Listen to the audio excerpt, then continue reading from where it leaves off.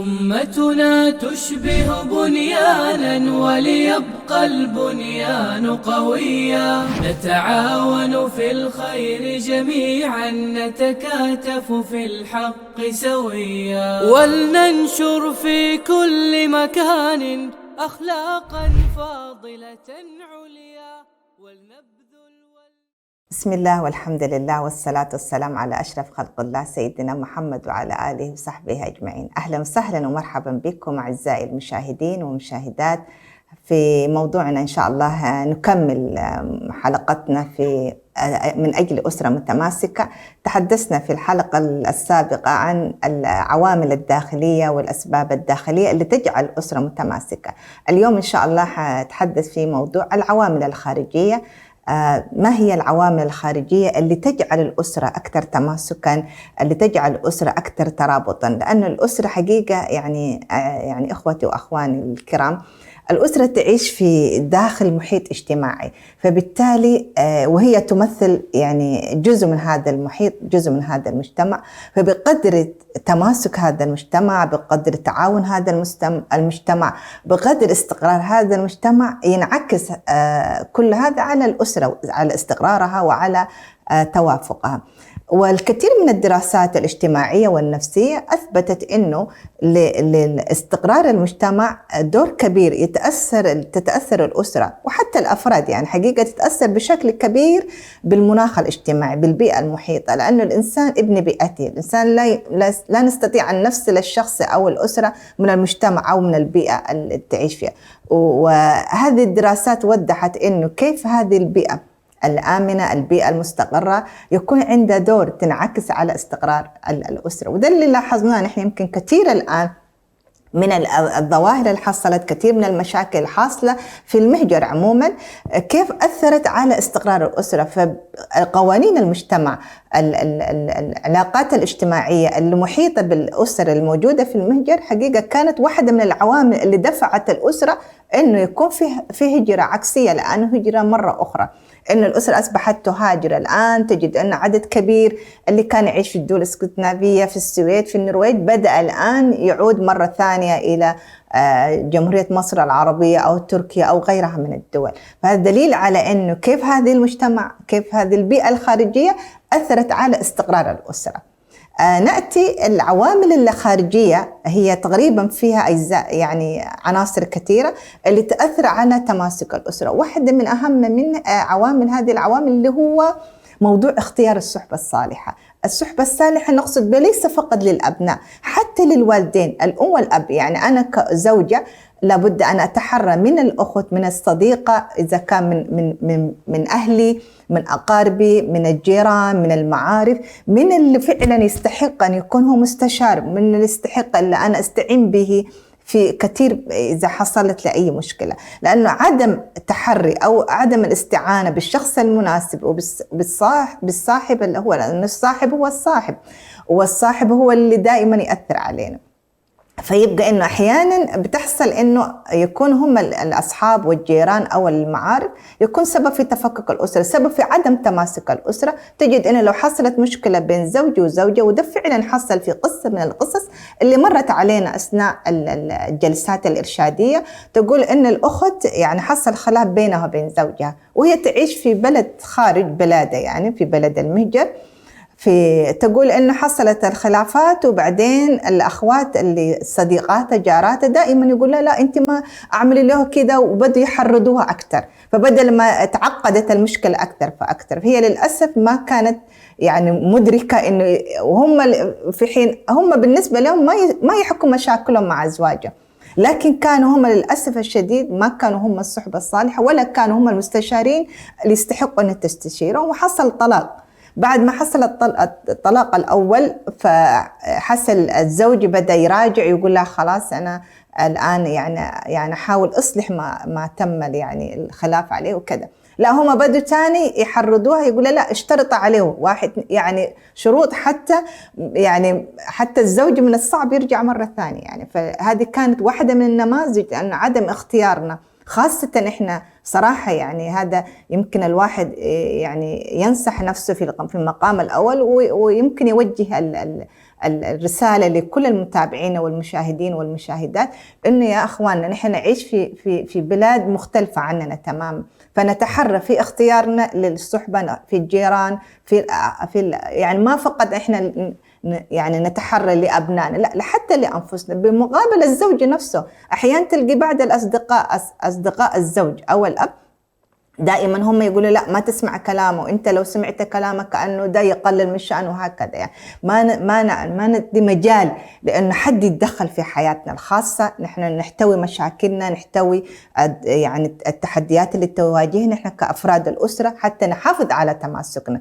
تحسين الوضع الاقتصادي كمان، لأن ذكرت أنا ما يكون عندنا الأب الحاضر الغائب والأم الحاضرة الغائبة. تحسين الوضع الاقتصادي أحيانا ما بالشرط أنه يكون بأن أنا أسجل غياب يعني خارج البيت لمدة طويلة، لكن أحيانا يكون عدم تلبية الحاجات بالنسبة للأبناء يكون سبب في أنه يعني شعور الأبناء بعدم رضا، وأحيانا بيأثر حتى في علاقاتهم مع الآخرين. فكيف إحنا نحسن أوضاعنا بحيث أنه يكون عندنا خطة كيف نستفيد من دخلنا البسيط وكيف ندخر بحيث أنه نقدر نحافظ على تماسك هذه الأسرة. الاستخدام الإيجابي لوسائل التواصل الاجتماعي. هي الوسائل التواصل الاجتماعي هي سلاح ذو حدين. أحيانا تكون سبب في إنه نحن نكون غير متماسكين، تجد إن إحنا جالسين بأجسادنا لكن عقولنا وقلوبنا ومشاعرنا خارج البيت. فنحن كيف نوظفها هذه الوسيلة؟ بمعنى إنه في إن نحاول نتواصل مع الجد والجدة، الأب والأب يعني والأم، نستفيد منها في إن إحنا من الوسائل نفسها، إنه نعمل لنا برامج اجتماعية كيف ممكن نوظفها بالشكل الصحيح وحتى ما تكون علينا. فدي تقول واحدة من الأخوات هي تعيش في دول الخليج وجدتها في بريطانيا، فتقول أنا رغم أنه بعيدة عن جدتي لكن كانت بشكل يوم يعني تتواصل معها بالفيديو، وتقول أصبحت مرتبطة بها أكثر من أخواتها اللي كانوا في دولة تانية وما كانوا يتواصلوا مع جدتها بعد وفاة أبوهم. فتقول أنا كنت على طول بالفيديو أشوفها، أعرف أحوالها، فكأنه هي موجودة معي. فدي الواحدة من الطرق والمهارات أو واحدة من الأساليب اللي احنا نستخدمها كيف نوظف الوسائل بالشكل الصحيح. الحد من عدم التدخل، دي القصة اللي ذكرتها، وكثير من الأشياء ما نسمح للآخرين حتى وعلى مستوى إن الأخوة والأخوات يعني مستوى الأسرة اللي هي الممتدة ما يكون في مجال للآخرين يتدخلوا في حياتنا الخاصة، بمعنى إنه التدخل سلبي وليس تدخل إيجابي. يعني أحيانا يتدخل تدخل سلبي بيكونوا هم بدل ما يصلح الحال هم يفسد الحال. وكثير من المواقف خاصة إذا كان الزوجة تعيش مع أهل زوجها والزوج هو مثلا مغترب أو يعيش في دولة ما، فتقول أحيانا لو حصلت مشكلة بين الزوجة وأهل زوجها، فتجد إنه الأهل يتصل عليه يقولوا زوجتك فعلت وفعلت.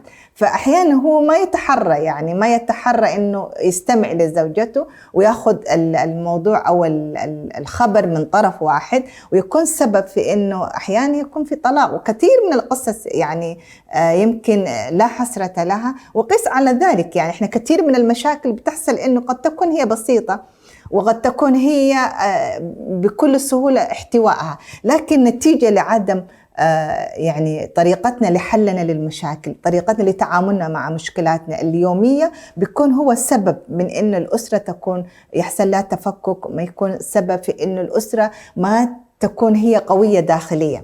فدي من الأسباب اللي تخلي الأسرة ضعيفة داخليا وتكون هي هشة، وأي واحد ممكن هو يعني يستطيع أن يتدخل في شؤون الآخرين. النقطة الأخرى اللي هي عدم الخوف من كلام الآخر، وده بيحصل كثير في مجتمعاتنا. إن حتى قصة الابن اللي ذكرت إنه هو أحيانا تجد إنه الأم والأب خوفوا من الجيران، خوفوا من أهل، لا فلان حيقول لنا إيه، أهل فلان فيكون بناء على تلبية رغبة الآخرين، يعني بناء على خوف من الآخرين وليس خوف من الله سبحانه وتعالى. فتجد إنه الأسرة دائما حريصة على إرضاء الآخرين، فيكون على حساب الأبناء، على حساب الأم، على حساب يمكن الرجل تلقى أو الأب عشان يرضى أصدقائه وزملائه، أحيانا بيكون يرتكب أخطاء، بيكون الأسرة يعني حقها يعني سبحان الله يعني ما يقوم بواجبات تجاه الأسرة. فهذه واحدة من الأشياء حقيقة إحنا في مجتمعنا نعاني منها، قضية الخوف من الناس، كلام الناس. يعني سبحان الله، نحن الأولى إحنا نخاف من الله سبحانه وتعالى، الأولى إن إحنا راعي بيتنا، إن خيركم لأهلي. فأنا إيش حيفيدني الآخر لما أنا أكون مطيعة للآخرين وأعمل حساب للآخرين؟ طيب من اللي حيعمل حساب لأبنائي، لزوجتي؟ هذه من الأشياء حقيقة، يعني من المشاكل الاجتماعية اللي إحنا نعاني منها، ما لها علاقة أبدا بالدين يعني. فدي اللي نتج عنها كثير من المشكلات، الطلاق والتفكك الأسري. النتيجة اللي يعني يمكن واحدة من الأخوات أثناء يعني أنا أجمع المعلومات في موضوع الأسباب اللي تجعلنا نتماسك داخليا وخارجيا، كانت تقول لي في واحدة من الأخوات سبحان الله حصل خلاف بينها وبين زوجها، والأخت يعني حاولت تستعين بأخوها، وللأسف تجد كثير من المواقف الأهل شدة ما يخاف إنه بنتهم اتطلقت وكذا، أو هي كيف بنتنا يعني يحصل كذا، حتى لو هي مظلومة ولو هي مسكينة يعني حقها يعني ما قايم الزوج بحقوق تجاه الزوجة، تجد من كثرة هم يعني من حساب الآخرين ما يوقفوا مع بنتهم. ودي قصص كثيرة للأسف حصلت. تقول الأخت إن هي طلقت، بعد الطلاق أن أخوها خاصمة ما يتكلم معاها وقطع صلته بأخته. ليش اتخذت هذا القرار؟ فيعني بصراحة من الأولى يعني إذا كان ده الشعور بالأمان اللي ذكرناه في الحلقة السابقة، إذا كانت الأسرة هي ما كانت داعمة، والآخرين اللي هو التدخلات الخارجية ونعمل حساب للآخرين هم اللي يسيروا حياة الأسرة، فكيف حتتماسك الأسرة؟ كيف حتكون مترابطة؟ النقطة الثانية اللي هي حتى لو حصلت مشكلات في إطار المجتمع، في إطار الجيران، دائما نسعى لحل المشكلات أول بأول. ودي يمكن يدخل فيها عاملين، عامل إنه ما نسمح للآخرين يتدخلوا، في نفس الوقت عامل اللي هو برضه يرتبط بالعوامل الداخلية اللي ذكرناها في الحلقة السابقة. كيف نحن نحتوي مشاكلنا أول بأول؟ كيف نحن نحاول يكون لنا جلسة حوار، يكون عندنا وقفة مع الأزمات اللي نحن نمر بها. فإذا استطعنا فعلا نحن نحتويها ونجلس ونعمل على حلها أول بأول، أكيد حتجعل هذا الجسم، هذه الأسرة متماسكة. فلأن الأسرة هي جزء من المجتمع، وإحنا نقول دائما زي ما ذكر في الحديث المؤمن للمؤمن كالبنيان يشده بعضهم بعضا، إذا اشتكى منه عضو تداعى له سائر الجسد. إحنا نقول الأسرة كلها كالبنيان، إذا حصل لأي عضو فبالتالي يتأثر جميع أعضاء الأسرة، ويتأثر كذلك بالعوامل الخارجية من المجتمع.